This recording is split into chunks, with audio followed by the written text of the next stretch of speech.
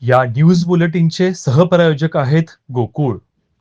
सार्वजनिक आरोग्य विभागातील अधिकाऱ्यांच्या बदल्या व बढत्या पारदर्शक आणि कामगिरीवर आधारित पद्धतीने करण्याच्या स्पष्ट सूचना सार्वजनिक आरोग्य मंत्री प्रकाश आंबेडकर यांनी दिल्या आहेत.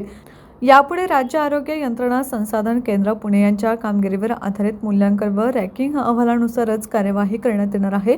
केंद्र सरकारच्या राष्ट्रीय आरोग्य यंत्रणा संसाधन केंद्र नवी दिल्लीच्या धर्तीवर राज्यात कार्यरत असलेले SHRC आरोग्य संस्थांची गुणवत्ता वाढ, संशोधन व तांत्रिक सहकार्य करते. या संस्थेमार्फत राज्यातील सर्व जिल्हे व महापालिका क्षेत्रातील आरोग्य संस्था तसेच वरिष्ठ अधिकाऱ्यांच्या कामकाजाचे प्रशासकीय, तांत्रिक व वित्तीय निकषांवर मूल्यांकन करून दरमहा रँकिंग दिले जाते.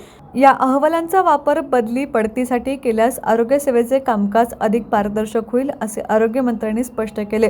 राज्यातील आरोग्य कार्यक्रम अधिक प्रभावीपणे राबवण्यासाठी केंद्र व राज्य शासनाच्या निधीसोबतच कॉर्पोरेट सोशल रिस्पॉन्सिबिलिटी या माध्यमातूनही निधी उपलब्ध करून घेण्याच्या सूचना त्यांनी दिल्या.